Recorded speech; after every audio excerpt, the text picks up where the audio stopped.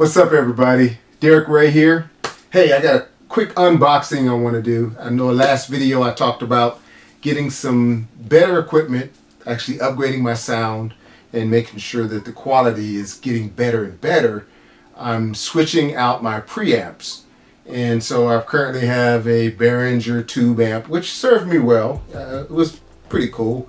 You know, I didn't know much about preamps when I got it, but at least I, tried to get something a little bit more quality to record through based on my budget. Budget's still not that big. I don't have a Neve sitting here.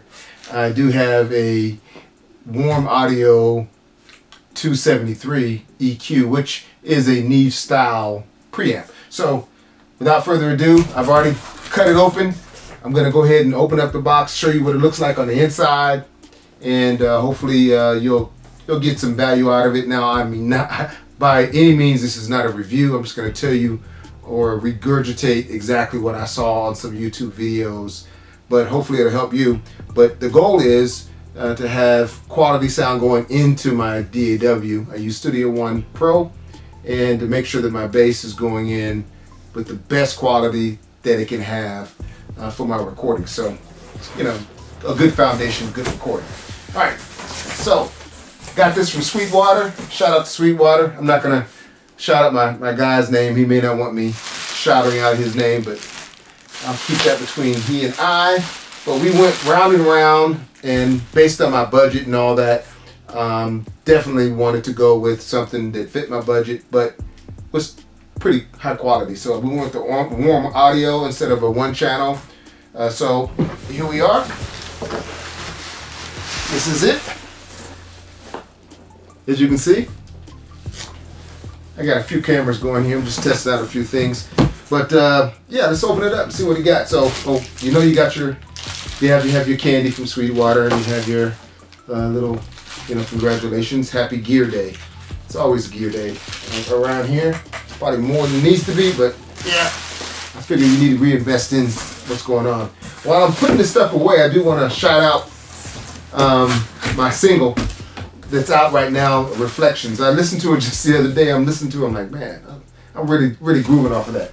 So, Reflections can be found on the Derek Ray Craver anywhere in your local streaming service.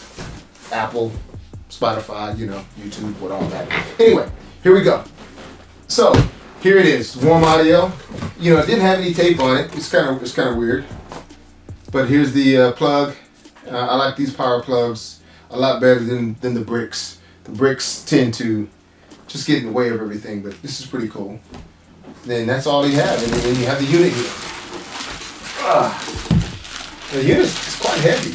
It definitely has a quality build. Then you have your manual here. Of course, I'll read through that, most likely. But with all the videos I saw, I probably won't need to read through it unless I get stuck trying to hook it up. And that's kind of, because I want to use it as a DI basically for my bass, but also want to use it as a outboard effect for the overall tracks or any other thing that comes through, especially vocals or anything like that. Or my man Billy Ray, if he's playing the sax, I might run his sax through that to warm it up a little bit as well. But anyway, here you go. This is it. Warm Audio 273 EQ. Real quick, from what I know, this thing is and what it does. I'm not sure how well you can see me here. I'm trying to get a little closer. Get my chair to scoot up here. So here we are. So on this side, you have your two inputs here for your mic pre's. You have your instrument DI right here in the front as well. And up top, you have your 48 volt if you have a phantom. If you need phantom power for your microphone, polarity, switch on and off in case you record two mics in each other and they start phasing with each other. Then you have your tone. And then on the bottom, you have your line in, insert, and then your instrument. So if you push the line in, that means the plugs on the back. And I'll show you those a little later is active. And then you have these here in the front. Of course, if you select instrument, your instruments will come through here. Then you have your actual input right here. You have your frequency levels This goes from off to 50 to 80, 160 into 30. And then you have your EQ settings here. And each EQ setting has the little stack knobs where you can change the frequencies of your lows, your mids, and your highs. And this is turning the EQ on and off.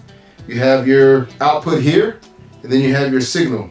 And I think this little signal is going to be very important because I want to make sure that before I even start recording that I have a good volume going in to my DAW. Then in the back, real quick, of course you have your power here. Your other mic inputs on the rear. You have your line inputs. You have an insert and a return. So if you have effects that you want to loop, and I'm going to be doing that. And also your outputs, both XLR and you got your 1/4 inch plugs there. So that's it basically. So this is my new toy. I'll shoot a couple videos with me installing it, and also when I get it hooked up, so you can see how it actually sounds. Because I'm going to actually redo a couple of my main bass lines, especially on the single that I'm getting ready to put out, Skies of Carolina, that'll be out here pretty soon. So I'm going to redo that main bass line, and then a couple of songs that I'm working on to make sure that I redo those bass lines to make sure I get a clean sound going in. There was a little hum I noticed in my Behringer, and I realized that those tubes are probably out by now. But anyway, thanks for listening. Appreciate everybody's support. I can't wait to do another video.